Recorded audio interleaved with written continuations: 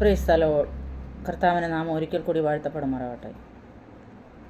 പരിശുദ്ധാത്മാവ് ഒരു വിശ്വാസിയിൽ എങ്ങനെ പ്രവർത്തിക്കുന്നു എന്നാണ് നമ്മളിന്ന് നോക്കാൻ പോകുന്നത്. 1. വീണ്ടും ജനനം നൽകുന്നു. യോഹന്നാൻ 1:13. വീണ്ടെടുപ്പ് നാളിനെ മുദ്രയിടുന്നു. എഫേസ്യർ 4:30.